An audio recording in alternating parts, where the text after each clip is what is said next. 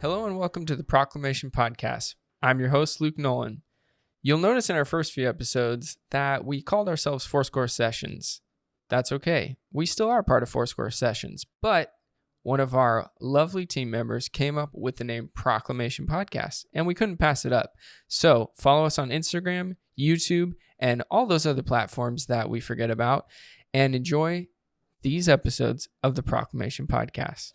Cheers.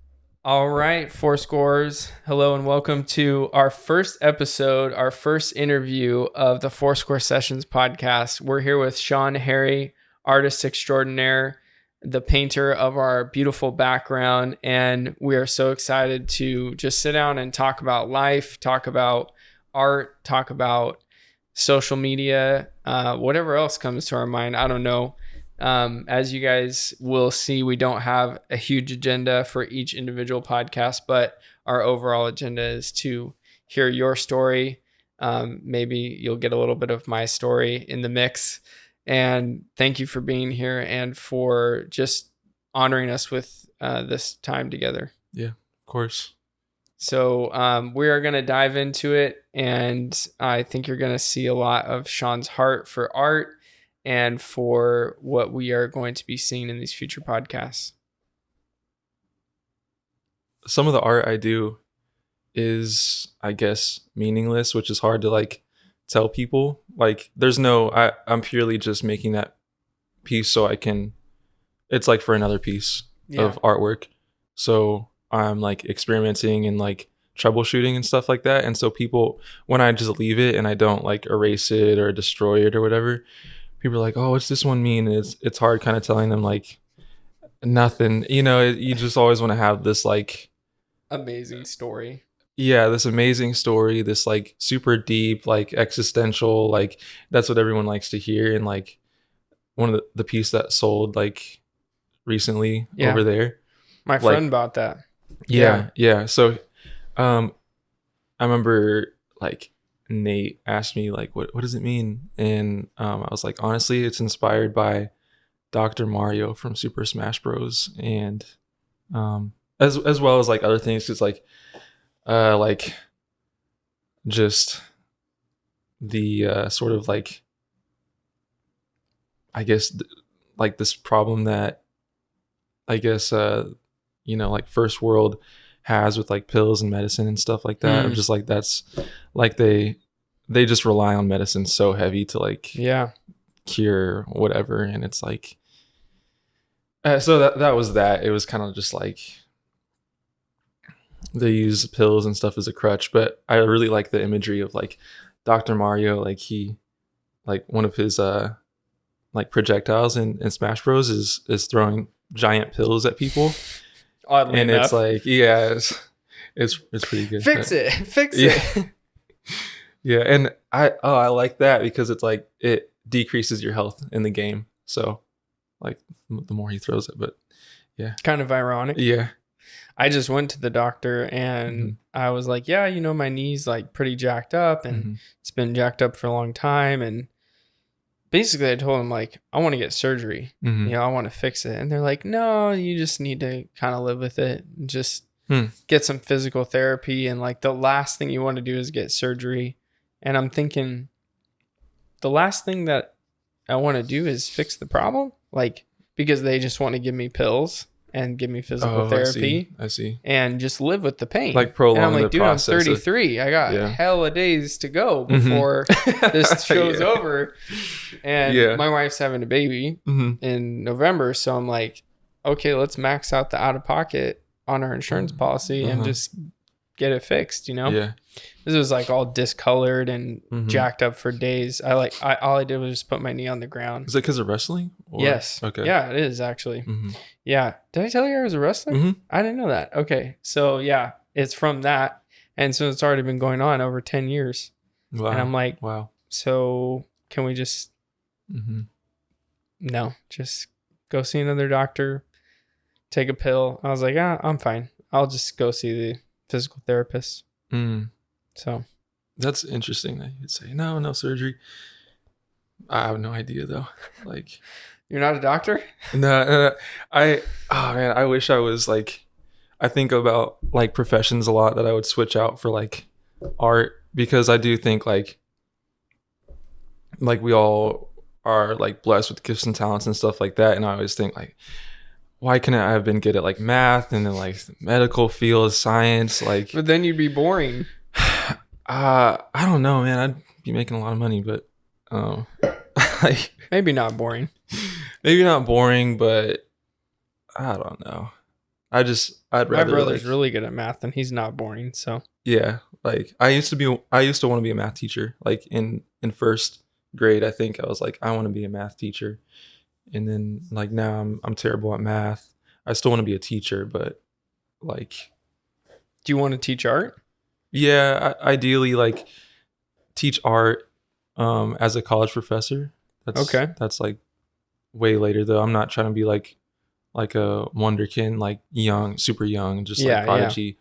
I see that as something like, as I'm settling down, kind of like I like go that route. Yeah.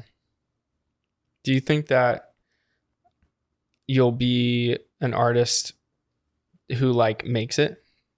Like in the way that the world says, you made it? Or is there a different desire that you have with art? With art, it's like I used to want to be just a straight up artist, like make pieces and sell them in galleries and have my own gallery and stuff like that. But that's super hard. And you got to think about like how art is a luxury. Like, so it kind of ebbs and flows with whether people have money. Yeah. So it's like, so you got to think geographically, where am I going to set up shop or whatever. But also it's like, it's like, I think this is true, which is we don't need art in our day to day. I think it's more something that we need for like our mind or like the soul or something like that. Sure. But we don't really need art to survive. Like, and so that's where it kind of comes in, is like, what can I create to where people like want it, but also they need it and stuff like that. And so that's where design comes in. And so like I was doing footwear design for a while, and that was like the perfect blend. And I think like ultimately I'd love to have a design firm where I make furniture and clothes and appliances and homeware and stuff like that. And have you ever looked at Smeg?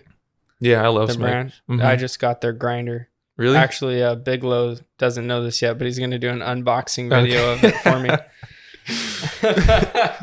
I want I want that brand like on my entire life. Yes. Yeah. Okay. I would drive a car made by them. Yeah. Okay. Yeah. That's speaks to something greater, is that like they do such a good job of branding that you're like, if you relate to a brand well enough, then you want that whole brand to kind of like be kind of the backdrop for your like lifestyle. Yeah. And like your lifestyle, style or aesthetic or whatever. And so that is only like done by really great brands, I think, because you can kind of like, even though they don't make cars, you can kind of imagine what a Smeg car would look like. And so totally it transcends just their own products. And that is sort of the thing that I want to do with like a future company or like organization, is make something so like potent in its like, in its look and its style, that you're like, you start associating things outside of the brand that could potentially be in that brand. Yeah. Like, I think about like brands that kind of have like a certain color as their trademark, and then you see that shade of color and you're like, oh, that could be a whatever. It was like Starbucks product. has completely dominated the green. Oh, I know. apron. I know. So you see people green see apron. that green, they're like Starbucks, the big green monster. All that. And then you see like, very obvious example, but like 3 stripes. You even draw 3 stripes anywhere and people are like, Adidas. Yeah. Like right off the bat, and so that is great branding. And so that's eventually what I want to do. I'll always like make art for myself, whether I'm living in like a super nice loft in New York or I'm like out on the street, just like sleeping from couch to couch. Like I'll always make art, because it's not something I do just because I have money. It's like a passion of mine. I don't think that we always have to make money from our hobbies. Like it's a great like way to kind of like capitalize on it. But like music, I'd love to play guitar, but I never see myself like being on stage, putting out an EP, like all that. Like Shawn and the boys. Yeah. I just do it for the love of it. And it's like, that's something I like to keep to myself pretty much. So, but yeah, I wanted to be an artist in the traditional sense. Like when I was young, one of my grandpas is an artist, in that sense of like sculpture, sells, has galleries and stuff like that. Oh wow. Full on. So I've seen like the way it looks of being like, you got to sell this many pieces to like pay rent, and it looks, it's like there's a sort of a sense of like honor in that, because you really are just like, you better be good, and you better be good at like marketing, or just like at more than just art. Yes. Yeah. So when it comes to that, I am bad, because either I'll let the art speak for itself, or I'm just kind of like, whoever wants to buy it can buy it. I'm not really like pressing on anyone. Yeah. It would be different if that was my only source of income. But if you knew you were going to go hungry at the end of the month, or your kids. Yeah. Oh yeah. Did he do that? Like when he was a young man? I mean, he was. It was something later in his life, I think. When there's a little less pressure. Yeah. When all the kids moved out and stuff like that. And he's been successful, like, and successful meaning he has food on the table, pay rent. Simple life. Yeah, simple life, which I'm very attracted to. Like, even if I have like a big organization, like I've always had this like kind of like vision of me just like owning a ranch or something like that, and being away from like the noise. It's like, it's the same reason I'm like off of social media, is because I can't stand the noise and stuff like that. So it was like a slow process until now, from like getting off of like Snapchat and Twitter. You dumped stuff Snapchat like that first. Yeah, Snapchat was the first to go. Snapchat, too many filters. Yeah, I was like, okay, I don't need Snapchat. And then it was Twitter, because I would go through a phase of just kind of getting bored of these platforms. And I never had Facebook to begin with, so it was just like Snapchat, Twitter, and Instagram. And then more recently, I deleted Instagram, and it's just because. So you're telling me it's possible to live and be happy without Facebook and Instagram? Yeah. But I don't know, people. I don't know. It's not all bad. Like you always see like the YouTube videos of like, I quit social media and here's what happened. I'm like. I see that as pretentious, because it's like, you're not doing some great like epic like I haven't noble seen any thing. of those. So do you feel like they're just trying to blast that they're noble and they're special? A lot of times I do think that, of kind of like, look at me, I'm like a. They're doing the same thing that they were doing on those social media platforms. Yeah, except on YouTube. Yeah, exactly. So I think there's a whole lot of like negative sort of like qualities that social media breeds, and that's what I want to get away from. Yeah. And also like, it takes up so much of your day, or at least it did for me. And just like, I think about the happiest times of my life is obviously when I was like a kid and I didn't have a worry in the world. And so I was like, okay, well, why not? Why was I not like comparing myself to other people? You didn't and it's need like those things. Yeah. And so I got off, like, at first it was like I sort of set like a more strict like timeline of as to when I could like be on. So this wasn't social like media. an emotional thing. Like you woke up on the wrong side of the bed. No. Fuck social media. Yeah. I'm out of here. And just deleted everything on one day. At times I had like moments like that, but then I would get back on. But ultimately, it's like, yeah, I ultimately you just gotta like step outside of yourself for a second and just examine. And then it was just like, I don't know, it just seemed so bad. Like I was at that time, like I was going through sort of like a really rough time in my life. And so there's things that you kind of know whether you're in like the thick of it or not, like Yeah, are yeah. contributing to the reason why you're unhappy or whatever. So I was like, let me just get rid of social media. Like it's doing nothing for me. I didn't have like a ton of followers. I kept up with my friends' lives in that way, but Sure. it just wasn't like, I don't know. It's like that old T-shirt you have in the back of your closet. Like you haven't worn it in 4 years, but you just want to keep it But because it's you're just so cool. like, yeah, like you gotta It get rid of reminds it. me of that one time when Mm-hmm. So yeah, I'm off, and it's been great. And I don't really like. I mean, I think about Instagram here and there because it's like just during the down times of the day, and it's like, well, we're kind of in this quarantine, like not a whole lot of things are open or just not the Sure. same. So, but then social media is worse. I mean, you go in there and everyone has their opinion, like thinking it'll deep dive. yeah. So I just want to stay away from that. Yeah. So, man, we could stay on that for the whole Mhm. time. So, but I want to get to some more stuff about you. Man, that's a whole nother episode right there. There was a moment where most recently you put up your art, Mhm. probably what, month and a half ago. Yeah. And I was here in this room Mhm. and you had put up art in the other room Mhm. and you were coming over into this room Mhm. and you had this huge smile on your face and Oh, you were really? just chuckling.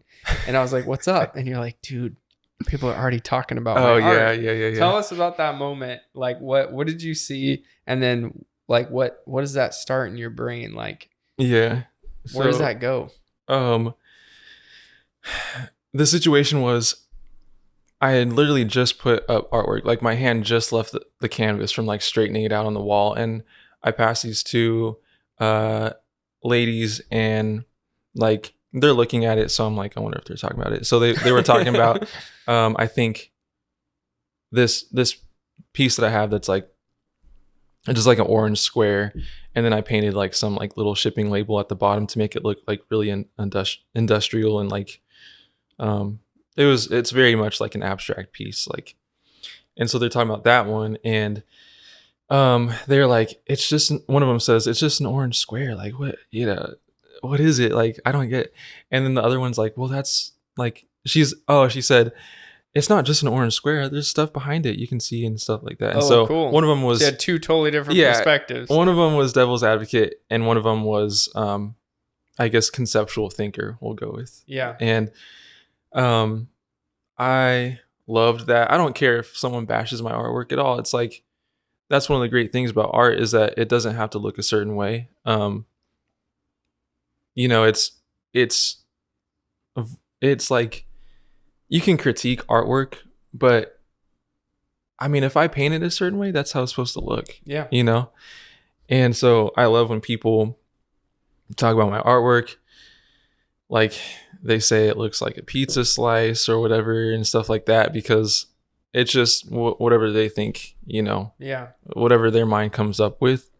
And then I also just like being sort of like I don't like going with what's predictable. And that's also goes into the social media thing. It was like, Sure. I just don't want to be predictable, and I don't want to live like the mass majority of people. Like I don't want to do what they're doing, because I see what gets people into negative mindsets or just non-productive like ways of thinking. And I just want to, I guess it's just this weird thing that I have, just like wanting to be different.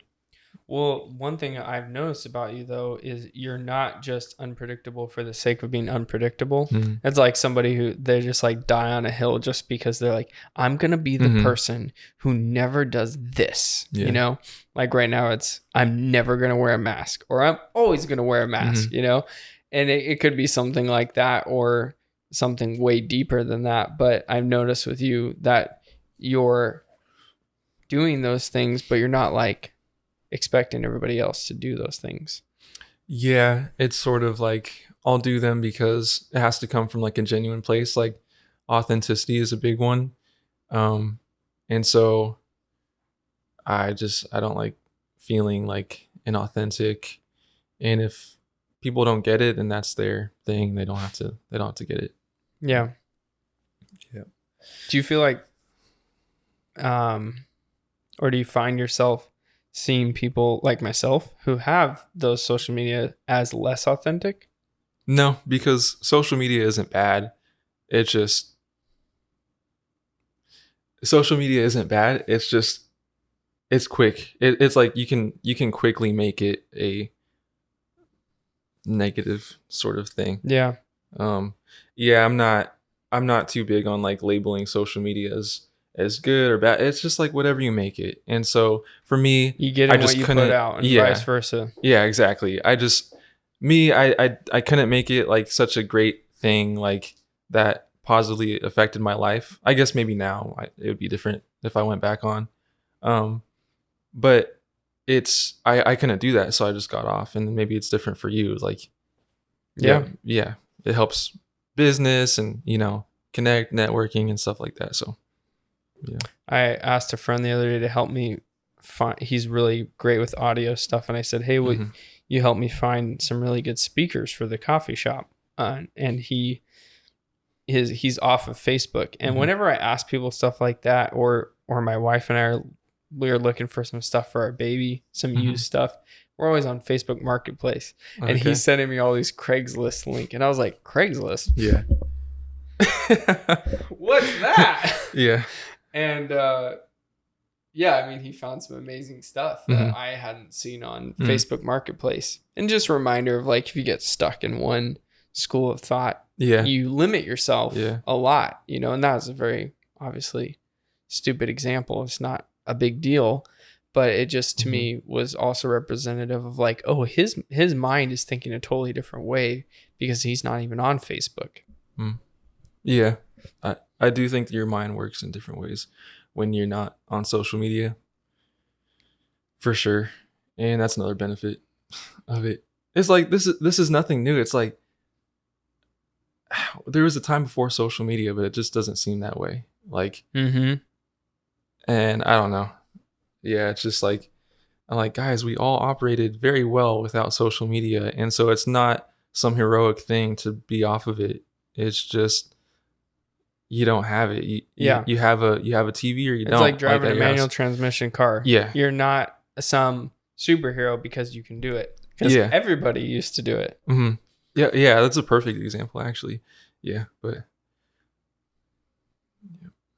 If the average person deleted their social media, what do you think is the most evident thing that would change in their life? they would start. They would open up to practical ways to spend their time. I think that's like the most obvious one, besides like not knowing what's going on, because a lot of it, like, I don't really know what is going on besides unless I get on YouTube. I have no idea what's going on. Like right when it happens, Like it'll in the take a world day. or Yeah, just- okay, yeah, in the world. And I kind of like it that way. I just need a break from everything right now. But Heck yeah. so I like that of like finding stuff out naturally, and then not let it, like not having it just saturate your whole entire day. Of like if a certain celebrity dies or this certain like update for the pandemic or whatever is happening, it's not gonna just like permeate throughout your whole entire day of just like Yeah. you're thinking about that. like I'll receive the news, whether it's through word of mouth or like YouTube, and then that's it. And then I'm like, I don't see it on my feed 50 million times. Everyone has like some like Somebody just grandiose, died. like, Somebody just yeah, and sneezed. Yeah. everyone's got to like say their piece about it. Like, yeah, it just can be annoying at some points, but Yeah, it is. And then I think the expectation for everyone to speak out on a subject is really difficult to meet that expectation as well. And that's what I think we've seen on social media a lot recently is everybody wants everybody to respond to what's happening right now. And we're not designed as humans to do that. You know, when we were cavemen, for example, we did not have to think about all the threats that were hundreds of miles away from us. We just had to think about the one saber-toothed tiger in front of us. Yeah. And I heard, I think it was Joe Rogan was talking about this on his podcast of just like being able to respond to just what's around us and focus on the people around us and not think about, oh, there's an asteroid coming from space that's about to wipe out all life.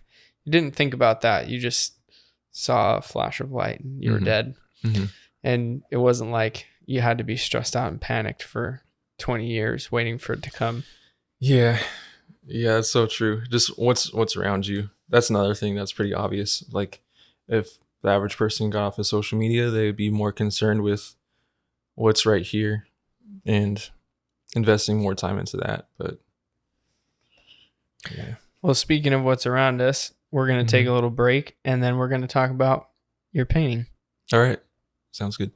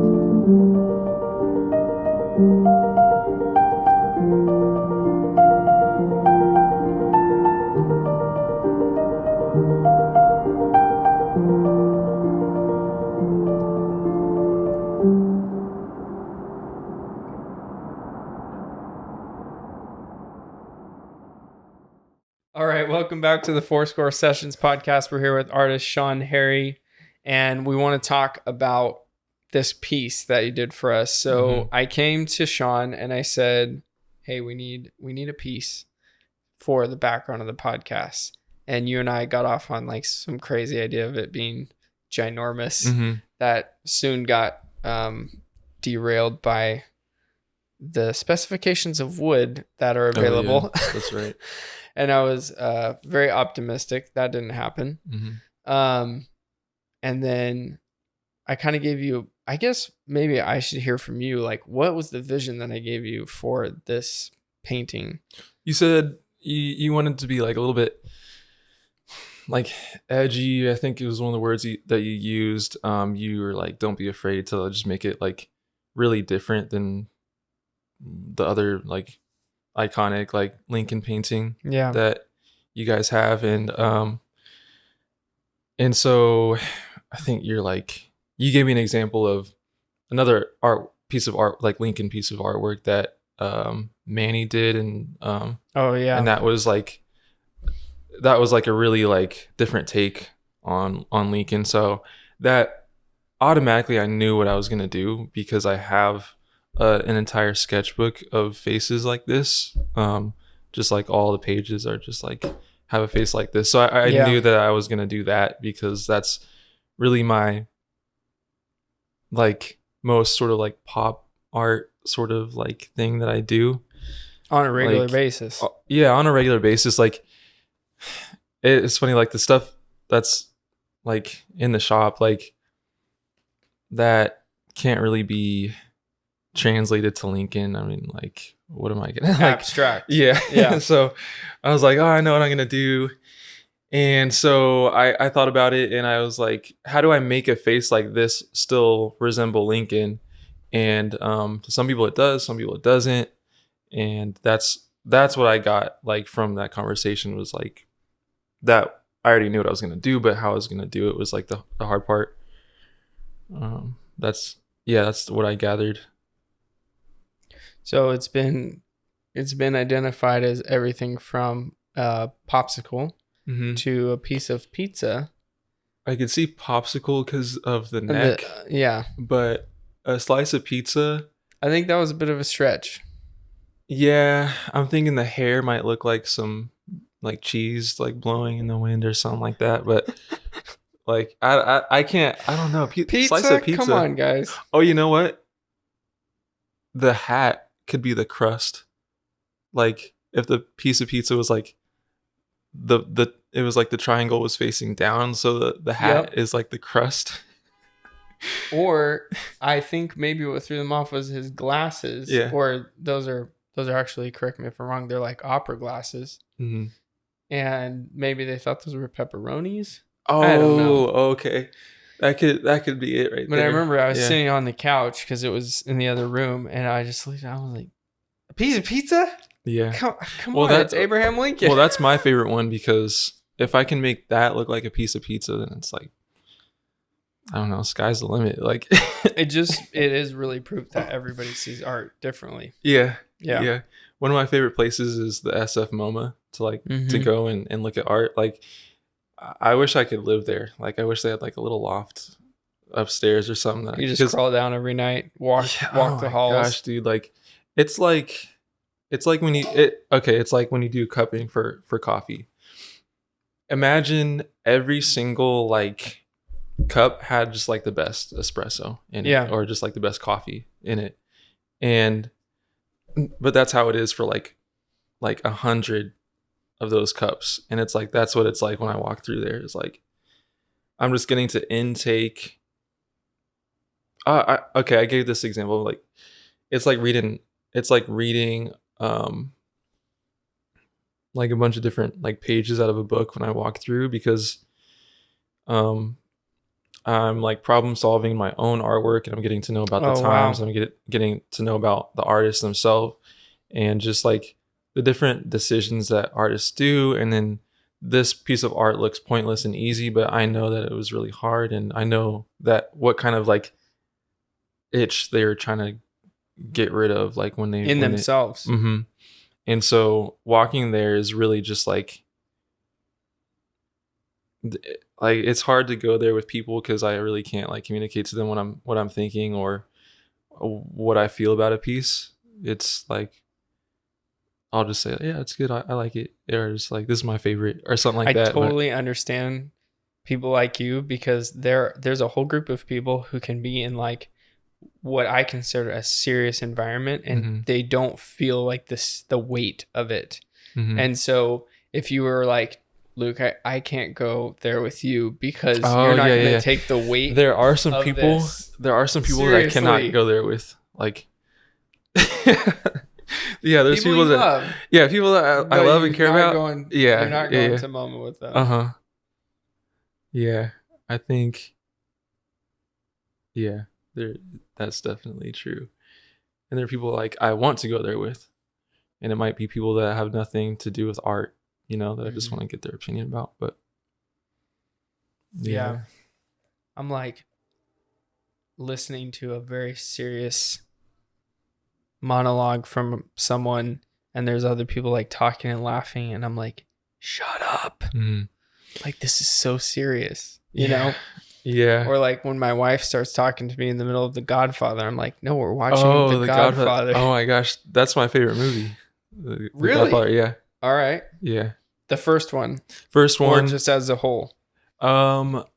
Specifically like the first one, and the second one is Okay. just as good to me. Like Amazing. as the first one. backstory is just amazing. And people don't like the third one, but the third one wasn't supposed to be really like so involved like in the first two.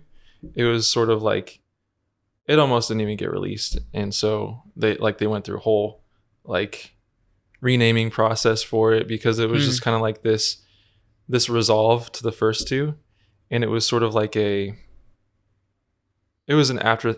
I see it as like an attachment instead of like as part of the body of the first two.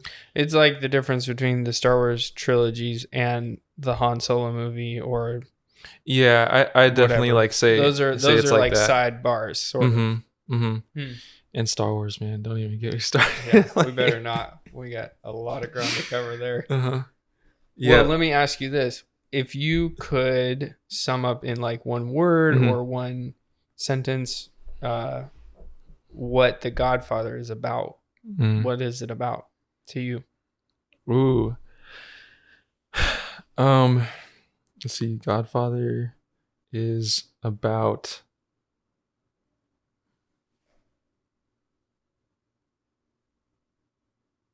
honestly, this is gonna sound so corny, but it's about family. That's exactly the word I use. It's about like, especially if you watch the third one. Every single time, every single ending of each movie, it resonates with family, and it goes back to that. Of course, there's so much involved, but it's that simple like virtue of family, and so if you're a family oriented person, you're gonna like those movies. If you're not, then you're gonna like some other aspect of it. Yeah. So for myself, when I watch The Godfather, there are things I see in their family that I wish were in my family. Yes. What is that for you? It's sort of like the team effort, the openness, the like the everybody's kind of like can be a part of the family. That they don't have to be blood, but then also like this exclusivity of like what happens in the family is very much like our issue. Like, oh wow, if one person is going, it's like if one person is going through something, like if your kid is going through something, then you're going through something as a family. Like that's just how it is. We're in it together. Yeah. I do also struggle though with like there is that line of blood that they draw where is it Tom, the consigliere? He's not allowed to be the Don. Yeah. He can't be Godfather because he's not blood. Yeah. So it's like you're fully in, but you're also you can't cross this line. Yeah. I like that aspect because it was just more like drama within that. But, so deep. Yeah. But he actually got pretty far because he was like adopted. Yeah, off the street pretty much, yeah. Yeah, I see some of that in people's lives. They like deal with these different family dynamic aspects, and I'm like, have you seen The Godfather? Because I think all your answers are there. Yeah, what's crazy is like I would be talking to people about like the coffee shops around, like just local coffee shops. Yeah, and it's totally like the five families. Like in my mind, it's like the five families. Okay, what are they?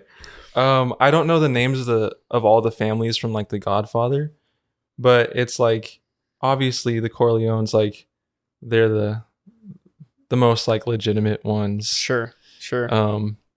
And those are the guys you're rooting for. So whatever coffee shop you spend most time at, that's gonna be your Corleone. I see what you're saying. Everybody has their own five families. Yeah, because there's so many. You're not saying like Starbucks is family one. No, Pizza's family two. No, it's more so with like the local like coffee shops, and like there's so many coffee shops in Sac that it's really like there's 50 families.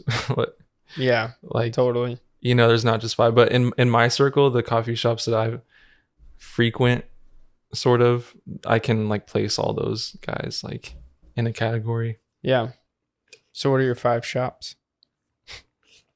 Um, Fourscore, poor choice. Occasionally I'll go to Temple. Do you have a favorite one? I feel like everybody has like their temple. Like I go to this temple.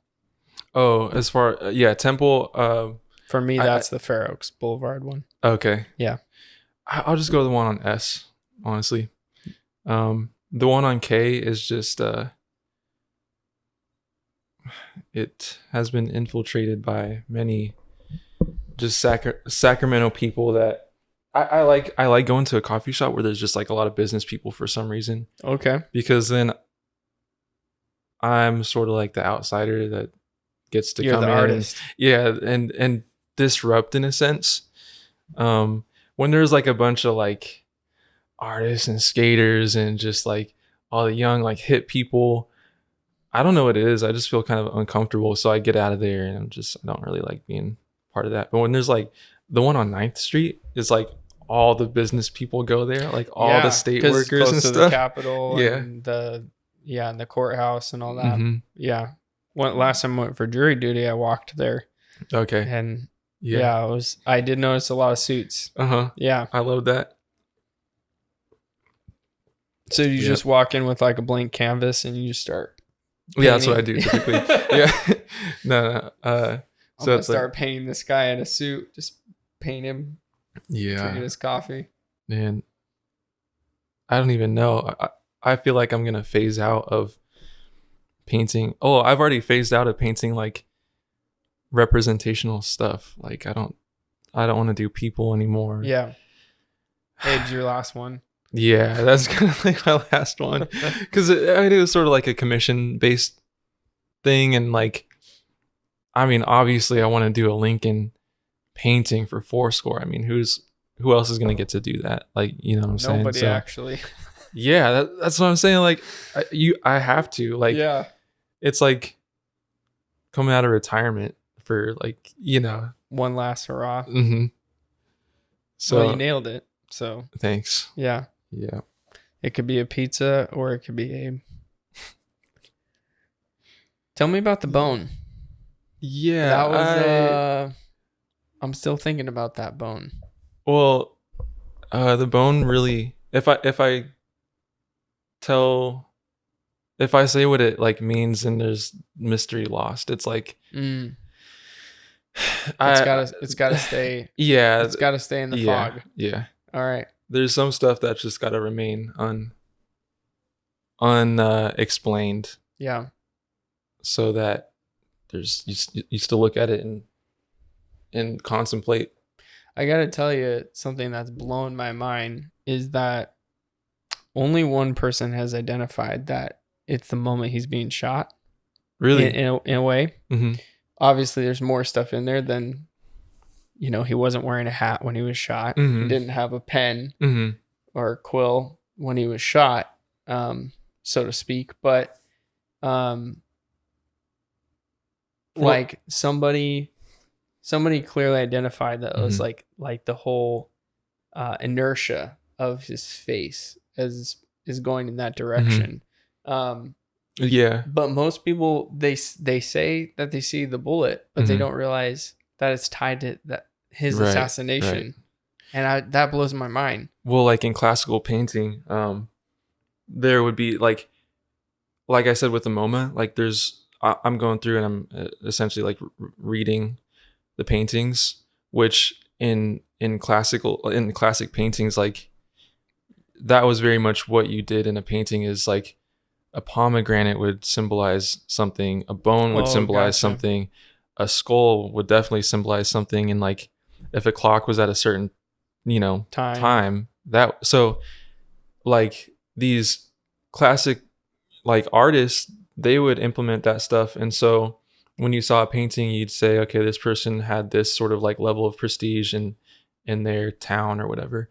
And so that's an aspect of this painting that's very like kind of just like it's there, but it's sort of it's hidden. It's hidden, and it's kind of dumbed down a little bit because I put in very obvious things like a top hat.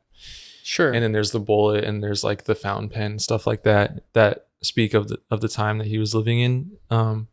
But for this one, I think I should have put in like more brain matter, like coming out the other end. People see it when I tell them. They're like, Mhm. oh, like he's getting blown up. Yeah. And people probably don't know this, so I will point it out. But he was shot from that side, going that direction. And so I don't know, like, I don't think I could have imagined it better than it is. Wow, So, that's a compliment for sure. Yeah. Just, I think that we celebrate a lot of people's life, but we don't acknowledge the weight of their death. And I think that, like, for people who are watching this in the future, like this week, actor Chadwick Boseman died of colon cancer, and people are now all of a sudden, including myself, they're like, what was his life about? Like, what did he say about other stuff? Like, he's not just the actor who was in Black Panther, and that's his greatest work, and everyone talks about that even before, they're like, this was an amazing film, but now they're like, what else was he in? What else did he say? What else did he do? And what was his life about?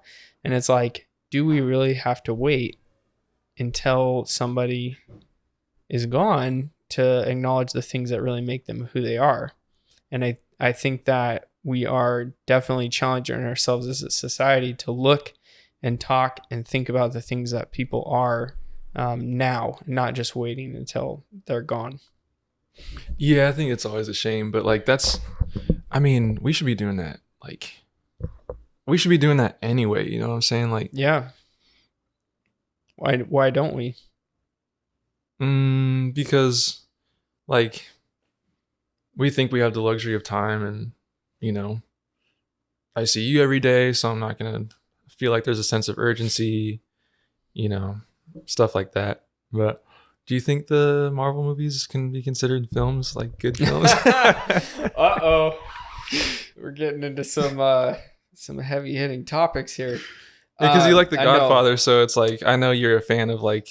What I love about the Marvel movies is that they capture in us the emotions that we could never actually have with just like normal life. So like, let's be honest, we are never going to face a Thanos level invasion from space. I know that a lot of people believe in aliens and life on other planets, but it's pretty unrealistic to think that we're ever going to face an extinction level event from an outside sentient species. So the sort of like uniting together to fight a common enemy, that's something that our grandparents experienced, like with World War II. However, there's the unfortunate fact that they are fighting against other humans, killing other humans.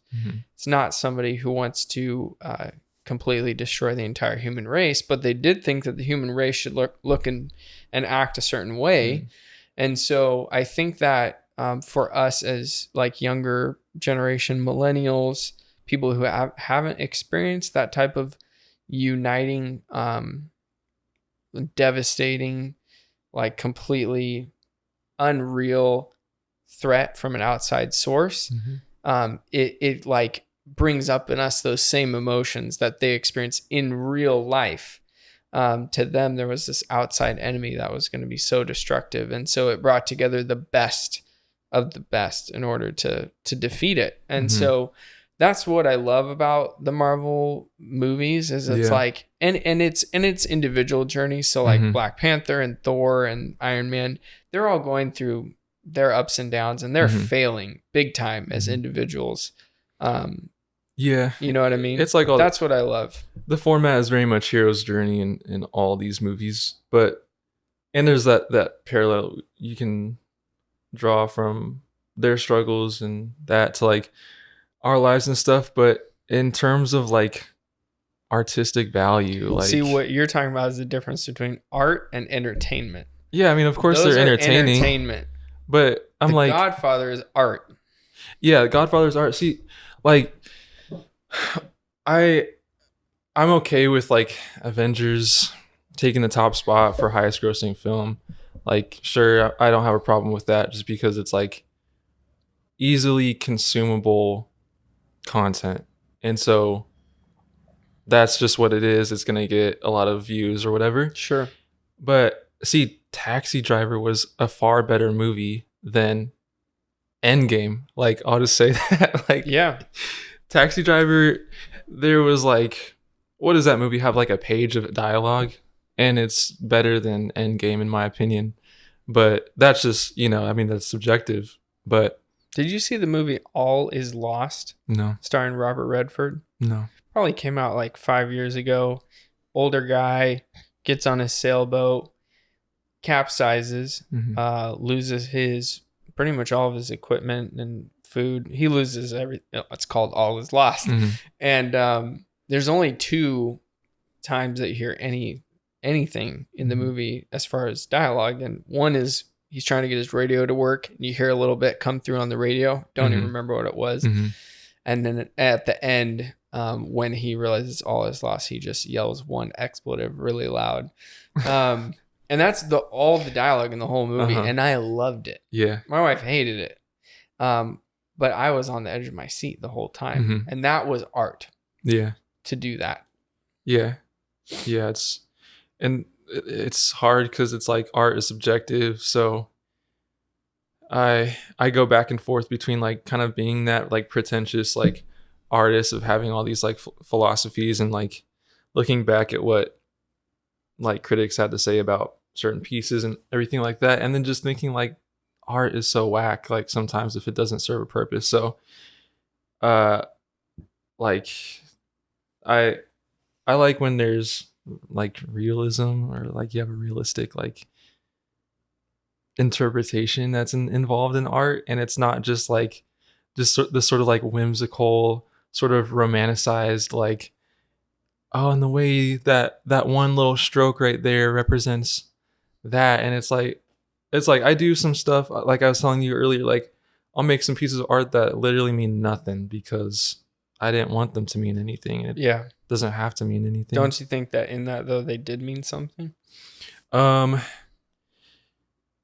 Yeah, maybe it was just like a little like piece of my subconscious that is now out in the world. But other than that, it's like when I make something, it doesn't mean love or truth or victory or I'll make art that means that if I want to, which I don't know if I have in a while, but So you made a huge piece of art that's hanging up right now. That's a giant black canvas. Yeah. And everybody asks me, is that the artist's version of Instagram black square on a canvas? I like that. But you made it way before that, right? If I'm not wrong. No. But it was close to that time. It was a little close to that time. And I like that people think that. And also, you guys are pretty much my PR. Because y'all have to explain like, no, I don't think it means that. It's or really like, interesting to see different baristas' explanations. Yeah. I wish I could be a fly on the wall, but we should just put these mics in front of them all day. Yeah. Why am I fired? You told people it means hate. I knew people were gonna like think that, but that's not what it means at all. I tell people like, I wish like I could have 4 more of those canvases, just like in different shades of black, just different hues of black, because there's like black with like there's different types of black. Like this mic stand is black, but also like there's the black on your phone when your screen's off, and then there's the black of like someone who has like black hair, and just like a black t-shirt that's gone through the wash too many times. Like I wish I had. I have one that my wife keep asking me if I'm getting rid of because it's becoming gray. Yeah, exactly. So there's like different shades of it, and I wish I could have like 4 more canvases that size all hung up. And so I don't think people would, maybe they'd associate it more with like the whole Instagram post thing, but that wasn't my intention at all. Like I'm not about to have like some edgy, like sort of political like commentary, and just like force you guys to hang it in your shop, whatever that may be. Like I just like minimal artwork. Like one of my favorite artists, that was inspired by one of my favorite artists, and his name is Mark Rothko, and he is like, his artwork is like the epitome of like minimalism, like in artwork. And there's like, I feel like he's like the godfather of like this minimalist movement in artwork, because you see some, like there's the artist that painted the canvases like white, and then those are like in museums and stuff like that. That's like ultra like minimalism and, you know, philosophical ideas or whatever. But he was like a master at color combinations, and just like, I was lucky enough to like see a piece of his in person, and they're huge. Like the piece that I saw at the MoMA was really big, and that is sort of that was my inspiration for the stuff I do now. Like I have a canvas that's even bigger than that one that I want to hang up here. But and I'm deciding, like, should I paint that one just like plain white, or you know, it's blank right now. I have the frame right now for it. I just gotta stretch the canvas over it. So yeah, no deeper meaning with that one besides just like creating a piece that people really have to think about. Like I like pushing it to where it almost like offends people that I spent the time and the money and the effort like painting a canvas just black. Yeah. You know? Dude, you just totally segued us into our next dive. I know where we're going. Okay, what is that? All right, let's take a break. All right, so here we are with our last segment with Mr. Shawn Harry. You said something at the end of the last segment, and I think this is the rabbit hole we're going to dive in. We might be here for 2 more hours. Bigelow, you good with that? Okay, good. Uh-oh, thumbs down. You said something about intentionally offending people by saying, I did what I did with this canvas. And to them, it might seem wasted, but it's your talent. It's your time. It's your canvas. Tell me about that. Well, I think it comes from just like making a statement, like, especially in the art world, there's certain artists that will do that. And let's say it's like, for instance, just painting a building like entirely orange, and people are like, okay, I don't really see, painting a bunch of flowers. Yeah. Or specific things. Yeah. And you'll see this whether it's like visual art or like clothing, you know, these high-end brands doing something that's like seems so like bizarre, and it's just to make a statement. And it's like, I like that because it's like, it's like having fun with it.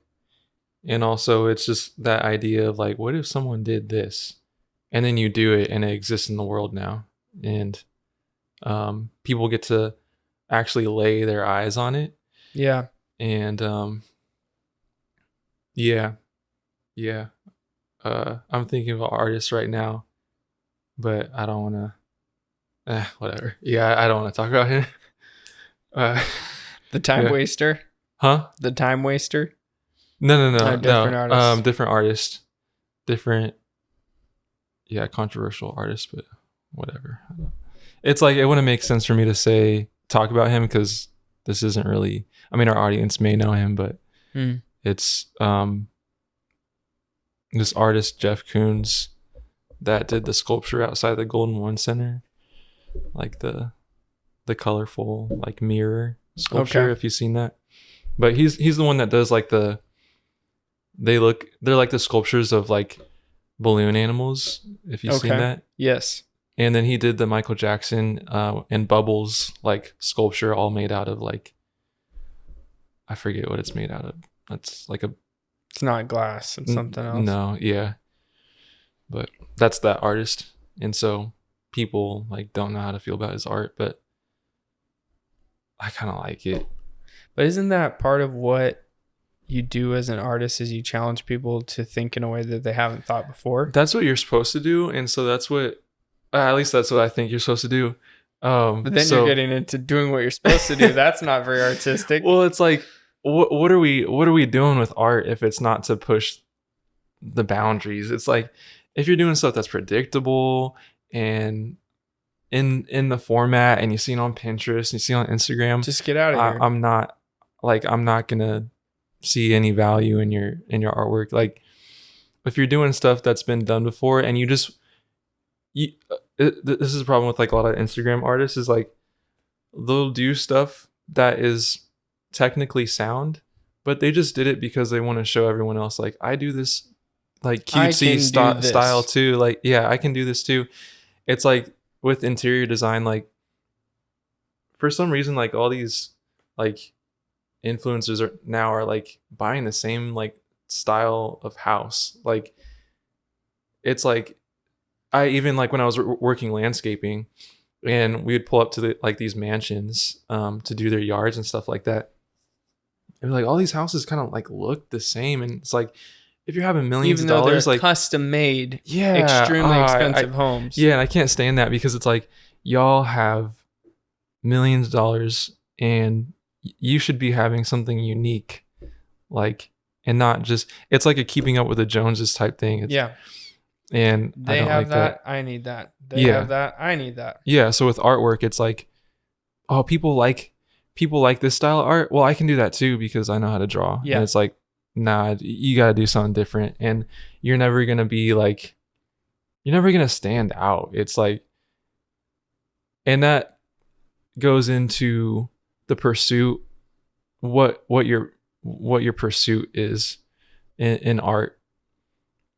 And for some people it's, and as a human too, it's like for some people it's just the Instagram followers and it's just like the pat on the back. And for other people it's, you have 1 million followers. Yeah. Good job. Yeah. You've made it in life. I hope you have a smile on your face. Yeah, that's all fine and dandy for some people, but it's deeper than that. It's like, what are we trying to discover here? It's like, what are we trying to unlock? It's like all this stuff at the MoMA, I feel like is legitimate art, obviously because it's there, but offending people. It's there offending people. Yeah, with its simplicity, its complexity. I love that, and because people want to see like the hipster, like Urban Outfitters artwork, and yeah, I don't know. It just trends. Like, I say trends are bad. Like being trendy is bad. Culture is your enemy. And so like I'll say those two things a lot when I think about like falling into the norm of something. Yeah. Like trendy is bad because trends obviously come and go. Like they have a time limit on them, and if you're not the first person to create that trend, then it's just a race for second place. It's just like you're copying at that point. You want to be the one that creates the trends, obviously, and what like you should pursue in terms of design is something that's going to be timeless. Like there's stuff that's timeless to me, like certain products, like the Smeg fridge is pretty timeless. It's amazing. Yeah. And I think about like other things like Converse are pretty timeless. It doesn't have to be all things that come from the 50s because those two things are kind of like 50s, but like each era has its stuff. Yeah. That never will go away. Yeah, exactly. And so then as far as culture, like culture is your enemy because culture is like this, it implies like this exclusive like sort of way of talking and acting and thinking, and if you're not a part of that, then you're an outsider. And that sort of thinking is dangerous, because no one should really be an outsider. We're all like human, and you know, that's a whole thing. But yeah, I think about like surf culture a lot, and there's some pretty jerky like surfers. Like you go out and you're new, and you like run into like the jerky like surfers that are Get just out of like, my way. yeah, like kooks over there. Like that's your section, newbies over there. And it's just like, it's like whatever hobby there is, like once you start really getting into it, the pretentiousness just like freaking goes up like Yeah. by 100%.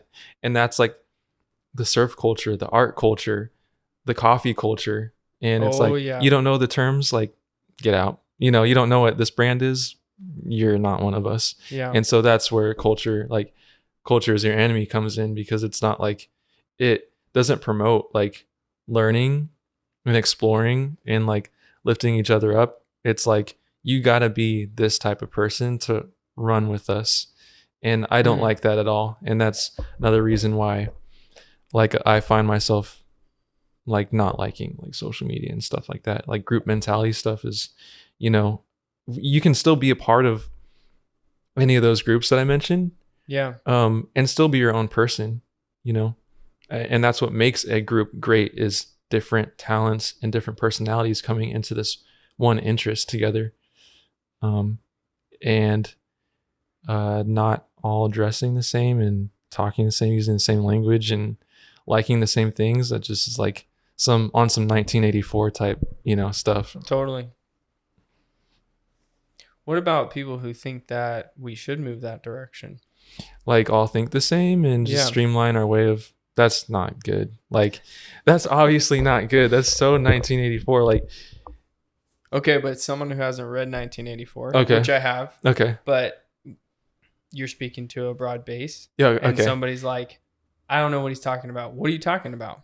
1984 is like this dystopian future where let me just start by saying it's a book written by George Orwell a long time ago, well before 1984. I think it was 1948 is when he wrote it, to switch the year. And he was kind of like, it was one of those books where he's predicting the future. And so in this dystopian future, we can't show emotion and we can't think for ourselves. Like, and then everyone has to like dress a certain way. Everyone is like completely equal to the point of it being like just worker ants.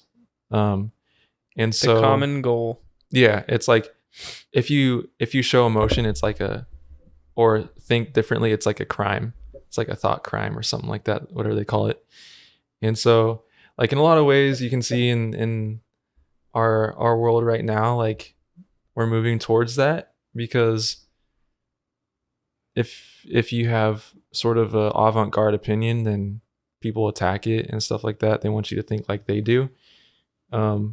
But the only way we've gotten like through, like a lot of good has come out of those avant-garde ideas. And how are we going to sort of have like a dialogue with each other if we just like are afraid to like talk about new ideas and like, what about people like me who are really slow to change their opinion? I think that's been my biggest struggle in seeing the cultural changes of 2020 is I am not opposed to changing my view, but I don't want to change my view unless I understand what I'm doing. That's good. And I sense that a lot of our society is like, hey, if you don't get on board and you don't change your opinion and you don't start using this language starting today, then you are out. You could be crucified. You could be canceled. And so that scares me, because obviously I have a business and I have people who look to me every other week and say, where's my check? How am I going to survive? How are we going to keep moving forward together? And I see the danger of that potentially being canceled by the rest of society. And so I have this fear. But also I want to listen to people and I want to move in the direction that helps create a better society around me. So, I mean, what should we say, or how should we understand, or how should we not understand? And we should push people like me to move faster. Well, it's different when you're coming from a perspective. You have a business and you have to maintain like a good standing, like, but I'm just talking about like in personal sort of like conversations and stuff like that. Like it's cool when you're able to, like, your business is at a point where you can kind of like be able to kind of have more room to kind of say and do what you want, because Sure. it's just like an institution, like it can't really go anywhere. Like some companies will just never be canceled or anything like Sure. that because they're so Nike. like Yeah. they're just so like ingrained into like our lives. But I think as long as like you have an open mind and you use critical thinking, like you don't like you just shouldn't be willfully blind, I guess. Like Mhm. I'm also one of those people that needs to test and ask questions and stuff like that before I go on. And I've had a problem with that, of especially like in terms of art stuff, just thinking like my way of thinking is right about Yeah. this. Like that is bad art, that is bad design, like, and you can't tell me otherwise. And so I've definitely been like having to like take a step back and being like, all right, well, I can't I don't man, there's like a lot that goes into that.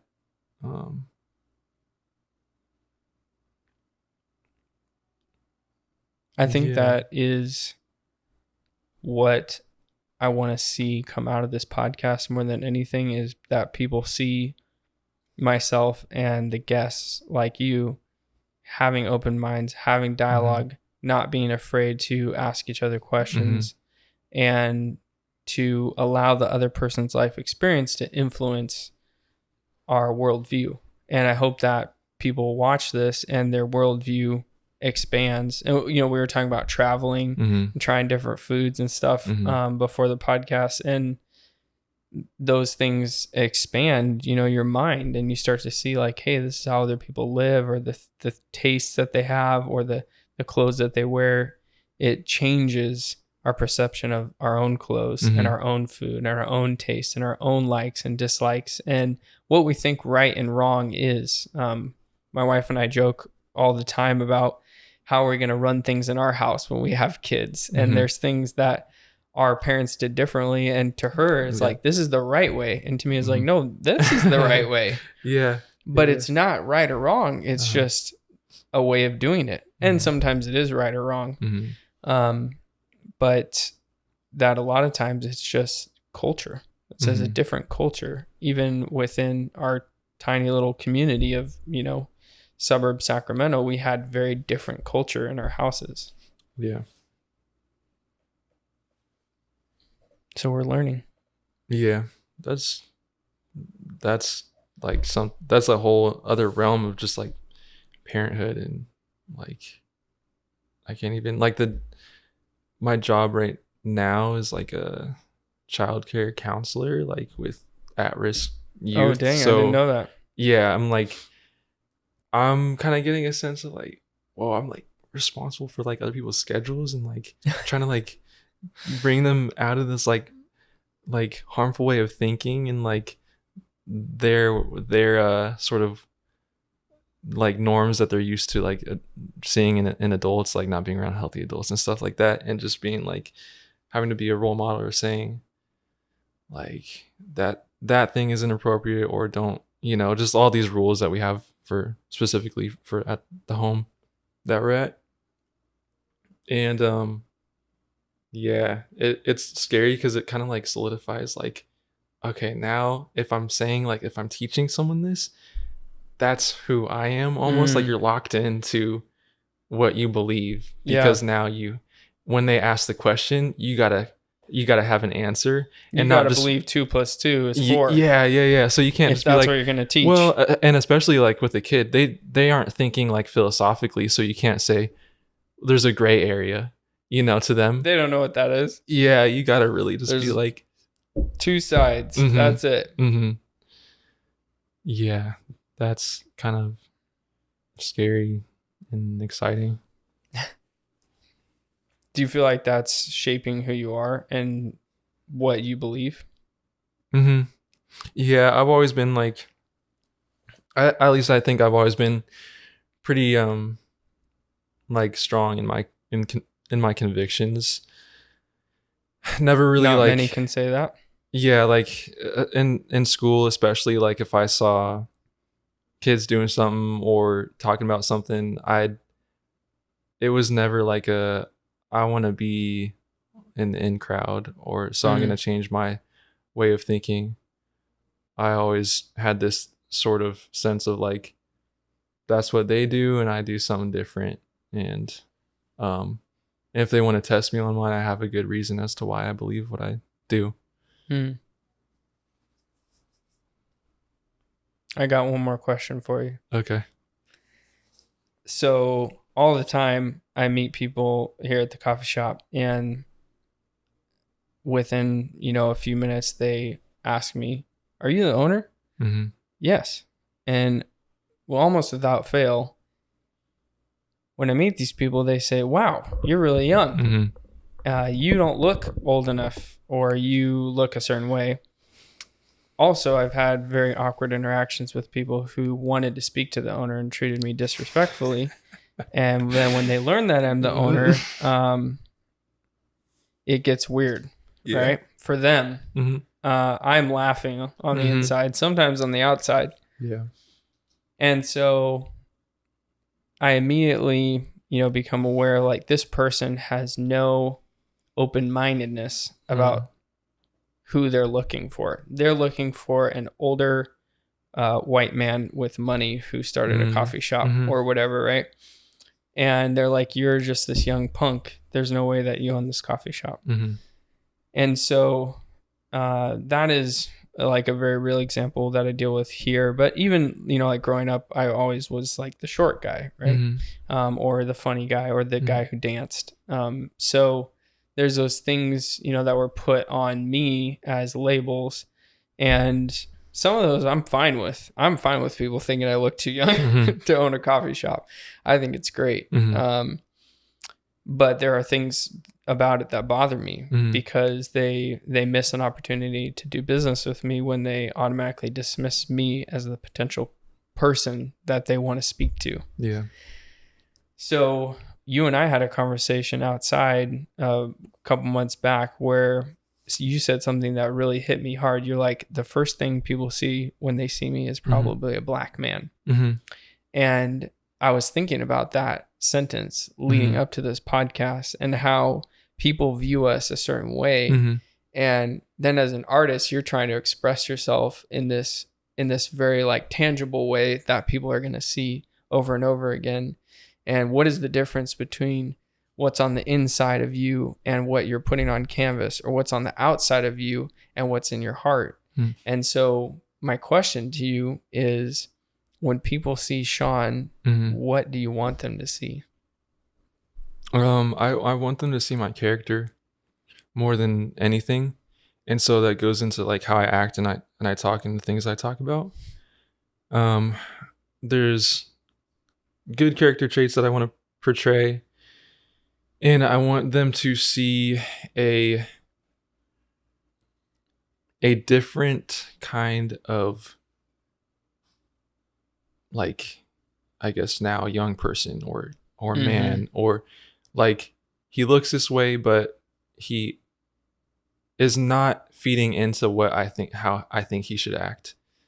And we operate for our own benefit, using assumptions and judgment, because that's just how we operate as human beings, is relying on things we've seen before to kind of guide us through different situations that look similar to those ones we've had before. So when people see me, they maybe think about another person that looks like me, and they will interact with me based off of that interpretation of me. But really what I want them to see is like the qualities that I've had to work on and been like able to receive through refinement and hard work and just life experiences. And I want them to see those qualities when they look at me. I really don't care about like I have pride that I am like, I'm mixed, but I have pride that I'm viewed as a black man in the world. But that's not what I'm putting on a pedestal. And I really don't like, I don't treat that as an idol, like my skin color or like the way that I look. It's just like, this is my vessel, like for my soul. Like this is just how I look. And so, and within that, like I can use that to my advantage in certain circles, Totally. but we all have different vessels. yeah. And so, yeah, of course people are going to see me for what the physical is, but if I can treat, or if I can show them just who I am, I hope that they would see good, genuine, like characteristics that show integrity. So it's epic. I think the more that I have these conversations, the more I realize that we as people, we see black and white when we don't see another person. And when we don't have these conversations, that's when we start to see, hey, you're different from me. You have less than me. You aren't the same age as me. And that if we have these conversations and we maybe inspire other people to have these conversations, that they will see less and less of the differences and more of the similarities. Yeah, it's, I don't know, it's hard. Yeah, there's a lot I could say just about that human interaction, stuff like that. I think like a lot of times social media is doing a very large injustice to that. I don't know, it's like even people that I disagree with, that's not the end all be all. It's like there's still a person. We can still probably relate on some aspect, and like there's value in their life. There's like just this lost sense of like that person has no value to me because they disagree with me. It's just so bizarre, especially when older people are so like closed-minded or are not willing to kind of like show compassion. It's like, how have I been on this earth less time than you, and I have this way of thinking that promotes compassion and forgiveness? We have to find a way to break through that. Yeah, because the longer that I've been alive, I've realized less and less to rely on the older generation to break into what I need from them. And more I'm trying to break into what did they need from me. Yeah, wow, that's pretty good. Because if I sit around waiting for them, they'll be dead. Yeah. You know? True. Yep. Let's break down some walls. Thanks for being here. Yeah, thanks for having me. So, guys, you heard it out of his own mouth. You can't find Shawn on social media. You can't find him on the World Wide Web of Snapchat. But you can find him here at Foursquare. And you can find the link in our bio is going to show a couple ways in the future that you'll be able to respond. Also want to encourage you to come into the shop, check out his artwork. It's going to be here through September of 2020. So if you're watching this in the future, hit us up behind the bar, hit us up on email, and we'll get you in contact with him. Thank you for being here and being my first guest. Absolutely. Did you enjoy it? Yeah, I did. Yeah, I did.